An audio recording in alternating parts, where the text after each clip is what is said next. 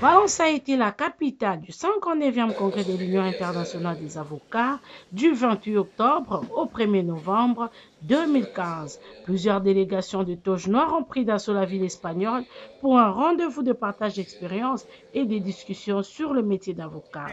Distingué lors de ce 59e congrès, l'Afrique a été représentée par le bâtonnier Koko Kayudi qui a tenu une conférence autour du thème L'indépendance de l'avocat menacée. Koko Kayudi, fort de son expérience, a démontré que la profession d'avocat, partant de l'expérience congolaise, est minée par plusieurs conflits d'intérêts qui handicapent l'indépendance de l'avocat. Maître Koko Kayudi, avocat chevronné, n'a pas manqué d'exposer aux conférenciers les combats qu'il mène au barreau de Kinshasa Matete pour redorer l'image de l'avocat ainsi qu'améliorer leurs conditions de vie sociale et de leur travail. Le 59e congrès, qui a réuni plus de 1000 participants et environ plus de 300 orateurs internationaux représentant plus de 70 pays, s'est apaisanti sur la nouvelle profession d'avocat, une façon de regarder vers l'avenir pour ces métiers liés à la marche du monde. Fort de cela, le bâtonnier Koko Kayudi a hissé très haut le drapeau de la RDC dans ses prestigieux forums annuels. Huguette André Correct pour la parole. Je voudrais remercier également Monsieur le Président Miguel qui nous a reçus à Florence pour le 58e congrès et saluer Anne-Marie Villain, la fidèle du Guette, pour l'honneur et le plaisir qui est le mien de prendre la parole pour, j'allais dire, ouvrir les hostilités. Car il s'agit en effet d'aborder une question non seulement d'acuité, mais également d'actualité et qui intéresse la profession que nous exerçons aujourd'hui, mais qui surtout l'intéresse pour demain. Pour demain, car en effet, le sujet sur lequel il m'a été demandé d'intervenir, en l'occurrence les menaces internes à l'indépendance de l'avocat, est un sujet, une préoccupation bien réelle. Et je dois dire d'entrée de jeu que je ne veux pas ici me mettre dans la doctrine, dans la discussion ou dans la controverse qui occupe aujourd'hui l'espace sur la théorie de l'indépendance totale de l'avocat, qui ne dépend de personne, qui ne dépend de rien, mais par qui le service du droit de la justice passe, et la théorie aujourd'hui, et qui a milité pour ce thème sans doute pour cette séance du Sénat international, c'est-à-dire la question aujourd'hui de cette sorte de ce que le bâtonnier Renette de Liège appelait une sorte d'intimidation économique. Je ne veux donc pas entrer dans le débat, je vais essayer, il me semble, de donner des indications qui ont été déjà relevées par les organisateurs, à savoir la question de la multidisciplinarité, la question de nouveaux modes d'exercice, la question des capitaux extérieurs, les actionnaires, leur droit de vote et la dépendance dans la relation avec le client. J'aimerais avoir la modestie de vous dire d'ores et déjà qu'il s'agira de donner des pistes qui vont nous permettre de faire le débat et qu'il ne s'agit pas de positions tranchées. En effet, lorsque l'on parle de l'indépendance de l'avocat, il y a toujours un corollaire, le respect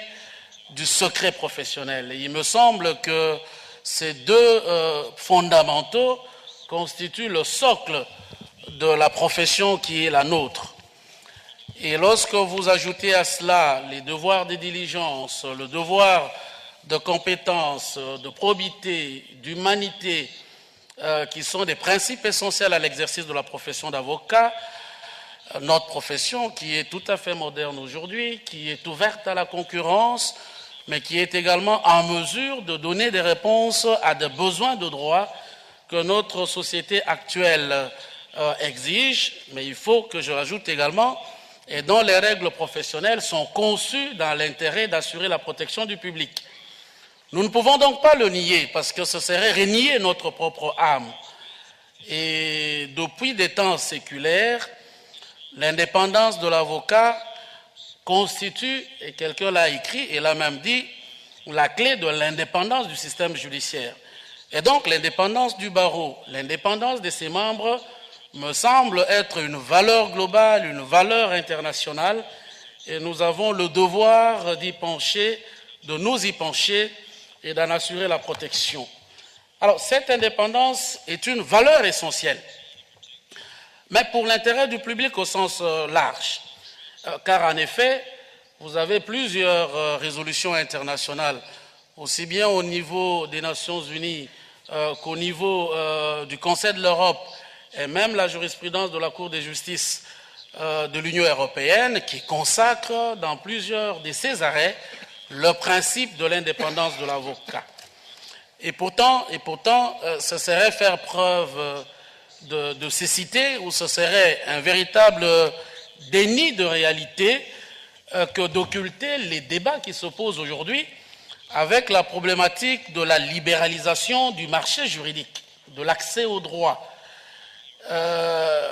et qui ont donné lieu, vous le savez, je voudrais parler sous le contrôle de nos confrères d'outre-Manche, qui ont donné lieu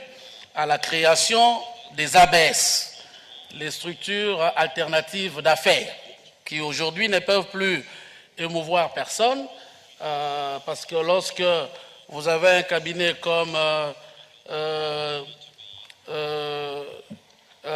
Start Gordon, situé à Melbourne, qui est entré dans la bourse et qui, en vertu de la loi anglaise, s'est aujourd'hui installé en Angleterre et dans le pays des Galles, et on en compte aujourd'hui un peu plus de 300, cette question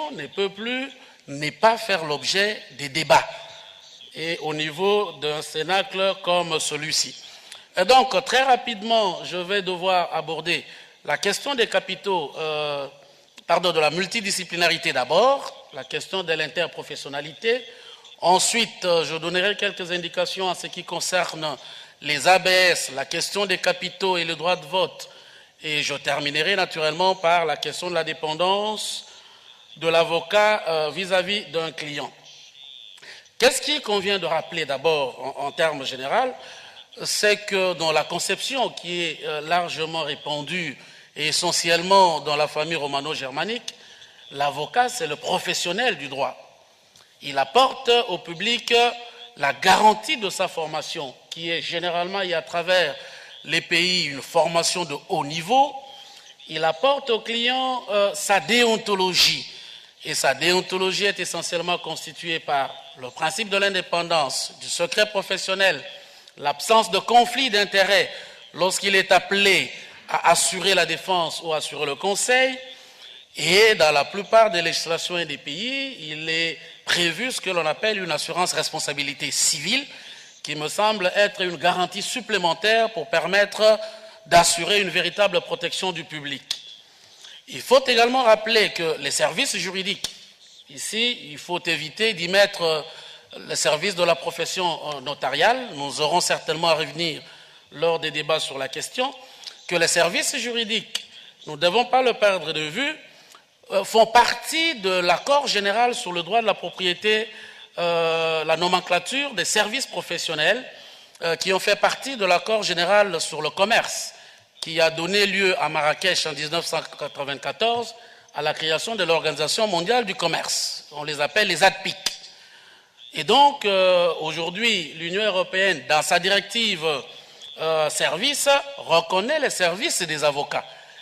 Et donc, il me semble que notre profession n'est pas du tout exempte ni à l'abri, si vous voulez, de la concurrence, et particulièrement au plan interne, c'est-à-dire dans ce mode d'exercice. Alors, est-ce qu'il faut fermer l'entrée de la profession à d'autres? Je ne crois pas qu'il s'agisse là d'une solution, malgré qu'effectivement il y a un risque aujourd'hui de pouvoir ouvrir, je dis risque, alors que déjà en Angleterre, au pays de Galles, c'est bien le cas, le risque d'ouvrir les cabinets d'avocats à d'autres qui ne sont pas avocats, mais qui seraient de filières juridiques ou de filières considérées comme telles. Alors, la multidisciplinarité, l'interprofessionnalité, dans le texte que j'ai communiqué, j'ai dit, mais c'est finalement un nouveau néologisme. C'est une manière douce, il me semble, de pouvoir porter atteinte à ce qui me paraît être une valeur essentielle de notre profession. Et pour ceux qui veulent encore faire preuve de beaucoup d'euphémismes, ils vous disent la réforme des professions réglementées. Il s'agit en réalité de mélanger l'avocat à d'autres qui ne sont pas avocats, mais dont on estime être des professionnels, ou tout au moins de la filière des professions juridiques. Et je pense que pour ceux qui suivent les débats d'actualité sur la question, nous pourrions avoir tout le débat autour de la loi Macron en France, et je suis bien heureux que la garde de Sceaux, à la suite de la résistance du barreau français, ait pu reculer s'agissant de la question de l'aide juridictionnelle. Donc, le raisonnement économique sous-jacent qui est à la création, si vous voulez, des sociétés qui demain mettraient aux prises et les avocats, et les commissaires priseurs, et les notaires, et les huissiers, et les experts comptables, me semble bien répondre non pas à une logique professionnelle, mais à une logique industrielle, et parce qu'on considère qu'on peut atteindre un certain nombre de résultats économiques en essayant de mettre tous ces avocats ensemble. Alors, la recette, c'est quoi? C'est la création des sociétés multidisciplinaires qui rapprocheraient tous ces professionnels du droit. Il me semble qu'une telle opération couvre une véritable menace. Et l'ouverture du capital de certaines structures me semble être de nature, effectivement, à fragiliser l'indépendance de l'avocat qui a été acquise sur un vrai long chemin de combat. Il faut en même temps que je puisse avouer qu'aujourd'hui, l'internationalisation des activités de clients sans doute a permis de bouger les lignes et l'émergence de ces nouvelles structures et qui poussent les cabinets à rechercher des solutions qui s'adaptent au mieux au contexte. Mais je pense que l'impératif de pouvoir rencontrer la demande de conseil et la demande de défense des clients, qu'ils soient personnes physiques ou des personnes morales, ne peut pas autoriser que nous puissions reléguer au calendes la réglementation professionnelle qui est la nôtre, ni justifier une sorte d'apathie à combattre les distorsions, les déloyautés d'autres acteurs, mais qui, eux, ne sont pas assujettis aux mêmes contraintes protectrices du public et en tout cas qui ne sont pas assujettis aux mêmes règles déontologiques. Les législations des pays avancent et je pense que les règles qui organisent aujourd'hui la formation initiale dans nos barreaux, la formation continue, ne me semble pas être de la même nature que pour ces professions, de sorte que la profession se doit de beaucoup réfléchir sur l'adoption de la règle de la multidisciplinarité. Alors, les ABS, les capitaux extérieurs, les actionnaires, leur droit de vote, c'est une question préoccupante et c'est une menace à l'évidence de nous préoccuper, car la profession risque de perdre l'essentiel de ce qu'elle a toujours été, son indépendance. Alors, certains nous font le reproche de dire que la profession, finalement, elle est rétive, elle est malthusienne, elle ne veut pas progresser, elle veut rester statique, elle ne veut pas s'adapter aux règles du marché aujourd'hui. Mais je crois que l'engouement de nos confrères d'outre-Manche, sans doute, pourrait s'expliquer, mais il ne peut à lui seul, il me semble, justifier justement le recours à cette forme de structure, justement, d'exercice. Et cette inquiétude, mes chers confrères, ne relève pas de l'utopie, car en effet, je ne sais pas jusqu'où les États vont devoir résister à cette pression, justement, du marché dans une économie mondiale où il me semble que, j'allais dire, la force normative de la règle et de l'état de droit semble aujourd'hui suppléée par une sorte de normativité économique. Et donc, c'est bien une menace réelle. Et quand je regarde les législations, aujourd'hui l'Europe en l'occurrence, qui prévoit le principe du libre établissement de la libre circulation en matière de services juridiques, je pense également au règlement 5 de l'Union économique et monétaire de l'Afrique de l'Ouest qui prévoit exactement la même règle sur l'espace de l'UMOA, je me dis que les États ne pourront plus résister longtemps à la tentative, j'allais ajouter assez tentaculaire, de laisser pénétrer justement ces structures. Et pourtant, elles posent des véritables problèmes. Et dans le texte, sans doute que vous aurez, j'ai fait référence à l'ancien président du Conseil national des barreaux de France, notre confrère Thierry Wickers, qui a bien posé la problématique sur les ABS, en disant que s'il ne peut s'agir d'une menace, d'un mal en soi, il convient à chaque occasion que la profession se pose la question de la création de ces structures pour éviter que nous puissions demain aller au-devant des véritables problèmes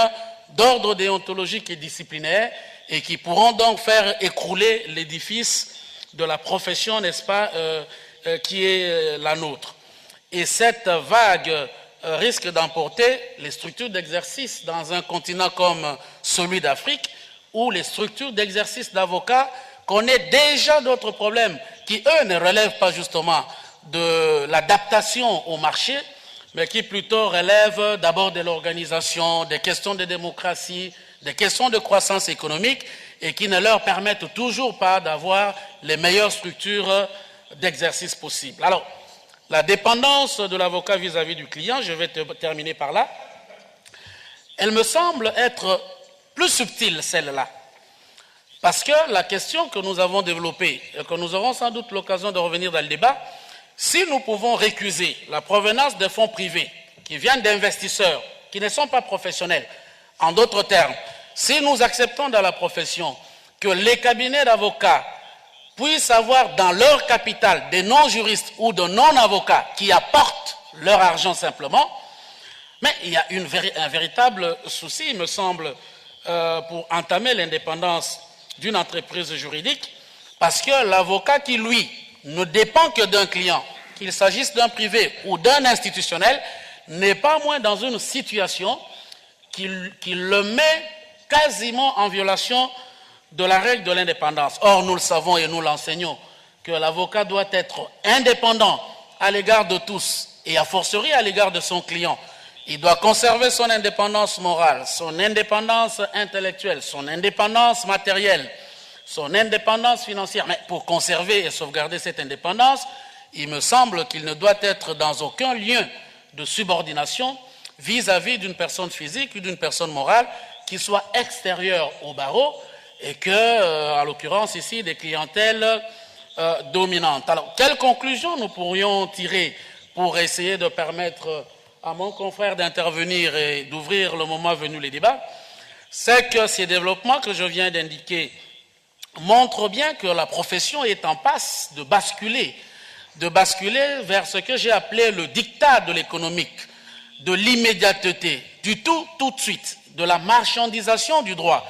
Or, il me semble que depuis les temps anciens, les avocats ne sont pas des marchands du droit et que ce ne serait pas une valeur aujourd'hui que de pouvoir les y pousser. Et à ce titre, les enjeux de l'ouverture des capitaux étrangers, des capitaux extérieurs et l'interprofessionnalité capitalistique méritent bien que la profession s'y penche pour éviter justement d'en subir des soubresauts. Et à ce sujet, on voit surgir donc, lorsque dans le capital intervient des non-juristes ou des non-avocats, on voit surgir une situation comme celle de la symétrie d'information entre le professionnel et l'actionnaire. Et il n'existe que deux façons d'aborder la question, et aucune d'elles ne me paraît satisfaisante. Soit, pour protéger les actionnaires, il faut mettre en place des outils de contrôle de l'activité des professionnels. Alors, le client n'aura plus ce qu'il vient rechercher chez l'avocat, car, comme vous le savez, la consultation, elle est intuitu personnée. Et le client qui vient attend de l'avocat non seulement sa connaissance du droit de par sa formation, mais également une garantie essentielle, importante, c'est le secret professionnel. Ou alors, on décide de s'abstenir de mettre en place les dispositifs, et alors, aucun investisseur extérieur n'acceptera de placer des capitaux en tant que privé dans une structure dont il n'aura pas le contrôle de l'utilisation des capitaux. Et donc, nous avons là un véritable dilemme. Et dans un contexte international qui est aujourd'hui marqué par la hantise des pouvoirs publics, qui ont tous les prétextes qui peuvent apparaître légitimes, et deux, me semble-t-il, sont avancés, et je pense que le panel qui suivra abordera la question des menaces extérieures, et ces motifs, c'est le terrorisme, c'est le blanchissement d'argent. Donc cette hantise de pouvoir public à pouvoir, j'allais dire tout simplement, remettre en cause les fondamentaux de la profession de l'avocat, c'est-à-dire les règles sur la confidentialité, le secret professionnel. Cette hantise-là, me semble-t-il, devait permettre à la profession de se garder, de résoudre le dilemme que je viens de poser en ce qui concerne les menaces à notre système d'exercice actuel. Je voudrais donc terminer en appelant la profession à demeurer jalouse de son indépendance et je vous remercie pour votre aimable attention.